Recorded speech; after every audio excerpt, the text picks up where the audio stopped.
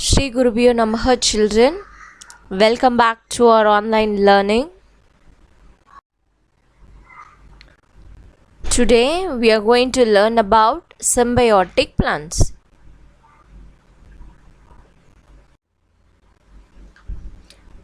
Symbiosis. Symbiotic relationship is otherwise called as symbiosis. Here is a definition for symbiosis: a situation in which two dissimilar organisms live together in close association for mutual benefit is called symbiosis, which means two different organisms, they are living together for mutual benefits. In order to explain this one, let me give you an example. Look at this picture, children. So here the bee is collecting the nectar from the flower. How both flower and as well as bees get benefited? So bee is get benefited by collecting the nectar for its survival, right? And how it helps the plant or the flower? The bee is helping the plant or the flower for their pollination. So in this topic we are going to discuss about two examples.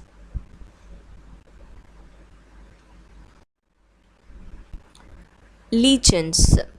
Lichens are the very good example of symbiotic relationship.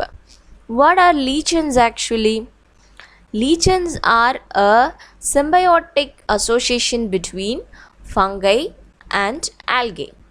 Fungi is a different organism and algae is a different organism, but they are living together. Why are they living together? To share food and as well as other resources.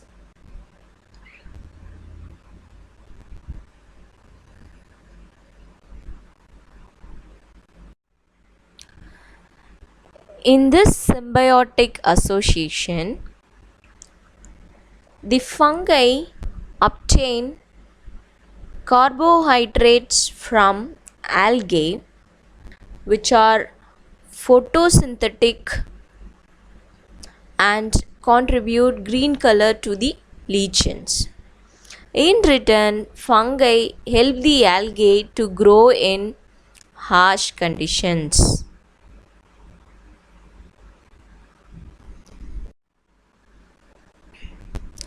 Another example of symbiosis is seen in leguminous plants such as peas, beans, lentils, chickpea and soya bean.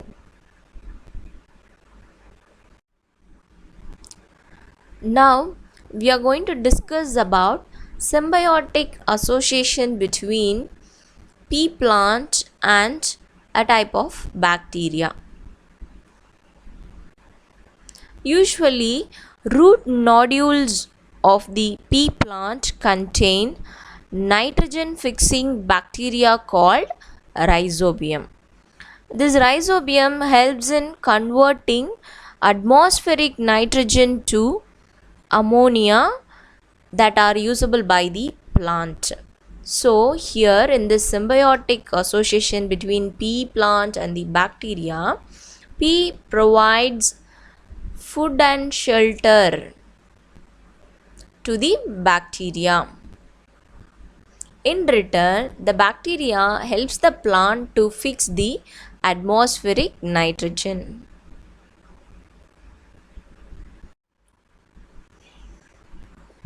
Now we are going to see how nutrients are replenished in the soil.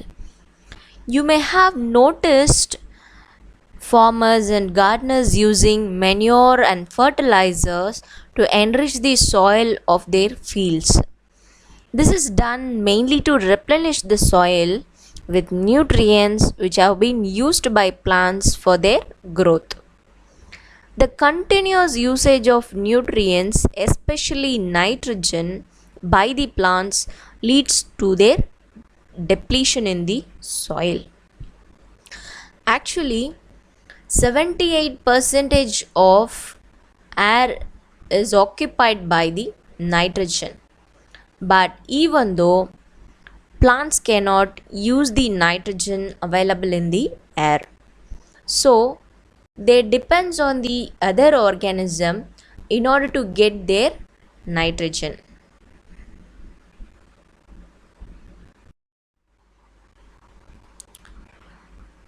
Rhizobium. Rhizobium can convert atmospheric nitrogen into a soluble form. It requires a plant as it cannot independently fix atmospheric nitrogen.